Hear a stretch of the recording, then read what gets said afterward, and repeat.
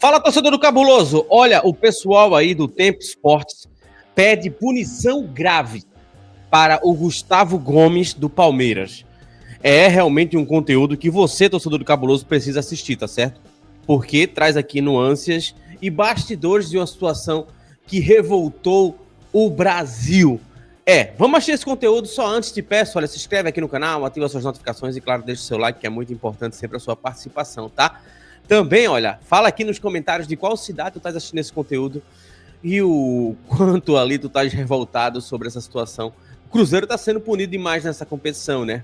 Todo mundo tá vendo isso, o Brasil tá de olho nisso. Vamos assistir esse conteúdo agora aqui na tela, o pessoal do Tempo Esportes falando sobre essa punição que querem em cima do Gustavo Gomes, zagueiro do Palmeiras, porque tirou o Wanderson da temporada. Essa nossa discussão, vou pedir para colocar aqui a arte do que diz o Sérgio Campolina, né, o doutor Sérgio Campolina, que é o médico do Cruzeiro, sobre o que aconteceu com o Wanderson para a gente iniciar esse debate. Então, o doutor Campolina diz o seguinte: no momento em que o atleta Wanderson sofreu o trauma direto na perna direita, ele realiza um movimento de brusca desaceleração, resulta na grave lesão dos músculos posteriores da coxa esquerda.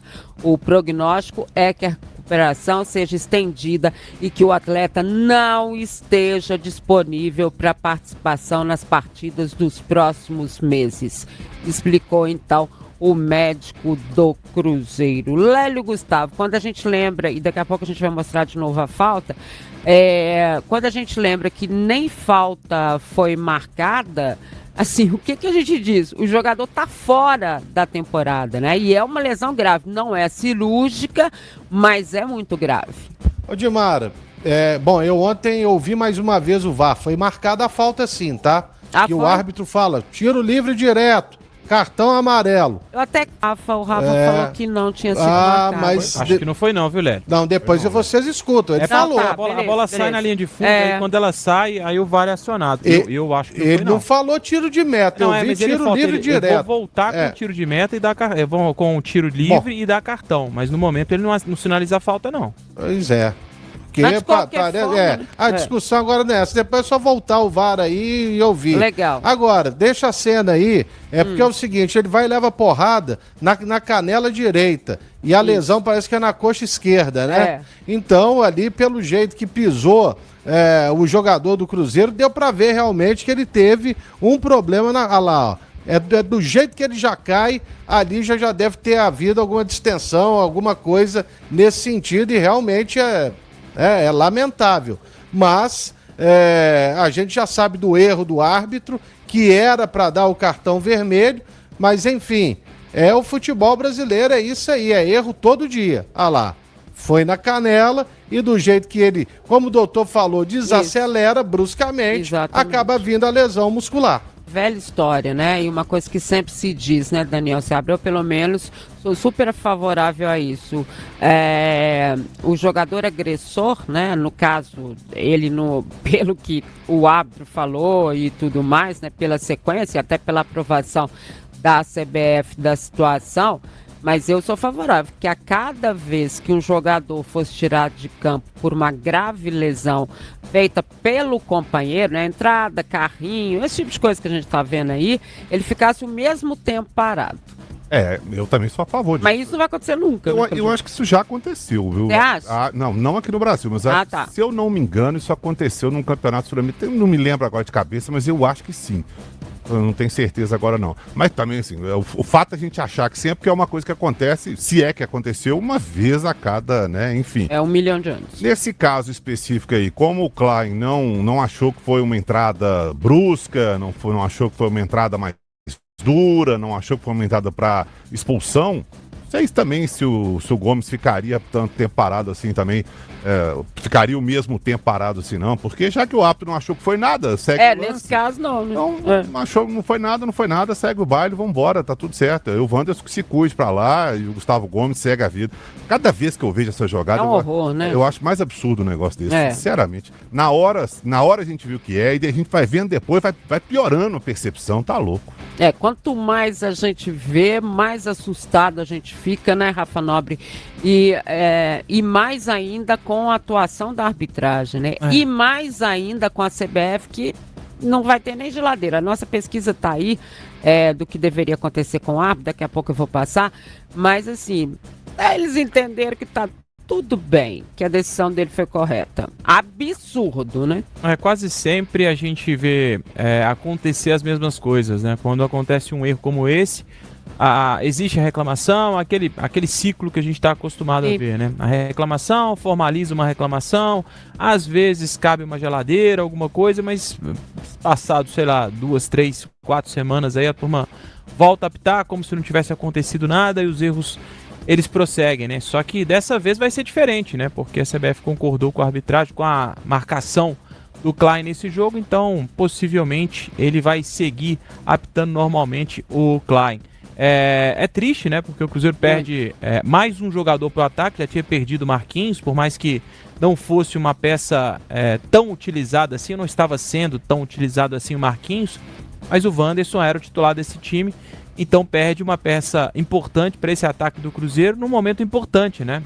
Que ir essa reta final do Brasileiro, né? E agora se é decisivo para o Palmeiras, é decisivo para o Cruzeiro. Claro. E o Cruzeiro vai ficar sem um jogador importantíssimo, titular absoluto, né? Um cara da confiança do Jardim. Acho que tem todo esse peso, né?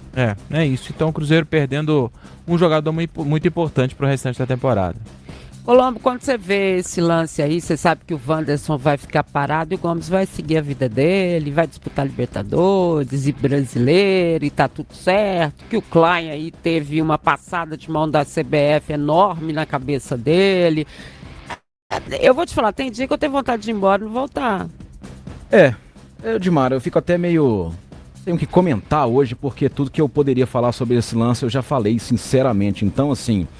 Eu até comentei com o Nobre antes de entrar no ar ontem. E ontem a gente não sabia que a lesão era tão grave, né? Eu perguntei pro Nobre, tá tudo bem com o Wanderson? Eu perguntei porque eu realmente não sabia, tamanha entrada brusca que aconteceu. Então, assim, comentar o que mais, Dimara? O que mais? Um absurdo. Sinceramente, essa eu passo. Não tem mais o que comentar.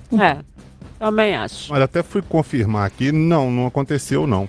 É uma regra, não é uma regra, né? É uma discussão que fica aí há muito tempo em debate, muita gente, a gente é a favor, tem gente que é contra, temendo uma possível manipulação e tal, mas realmente não aconteceu e deveria acontecer. Ele não marcou falta, então? Não, tô dizendo o jogador ficar parado no mesmo tempo lesionado. Entendi. Isso aí é complicado demais, hein, Seabra? Então. Isso aí mas é complicado, o cara quem paga é o cara que tomou o carrinho. Então o Eduardo tem que ficar fora da temporada também, porque pelo que ele fez em Salvador com o gramado deslizando. Sim, tem que ficar fora. A regra é pra todo mundo. Se existisse uma regra. Eu tô falando se existisse uma regra, tá? Obviamente, eu não tô falando de contusões que os jogadores têm no gramado, enfia o pé lá. Exatamente. Estimularia o Gomes a fazer um negócio desse Pode acontecer, Seabra. O gramado contra o Vitória aconteceu. Pode acontecer, mas aí, pra mim, naquele lance... Mas existe um julgamento Foi uma falta de sorte do Eduardo, falta de sorte do jogador, falta de sorte do Eduardo, porque ele deu o carrinho, mas ele foi imprudente. Acabou que resultou naquilo que resultou, mas ele foi imprudente, ele não precisava ter feito aquilo. E se tem uma regra dessa, aí o cara vai parar pra pensar 2 vezes antes de dar um carrinho. Antes de jogar o outro no alambrado. É o seguinte, quem tem que tomar uma geladeira e quem tem que ficar fora é o Rafael Rodrigo Klein, pelo absurdo que ele cometeu. Quando ficar punindo os atores do jogo do que pode acontecer, e aí vai entrar na mesma da interpretação. Como é que você tem certeza, por mais claro que pareça o lance, que o Gustavo Gomes, eu quis entrar pra rachar o Mas não é eu quis, é o ato. Pois é, então quem tem que tomar a geladeira é o incompetente do ato, que não viu uma obviedade dessa.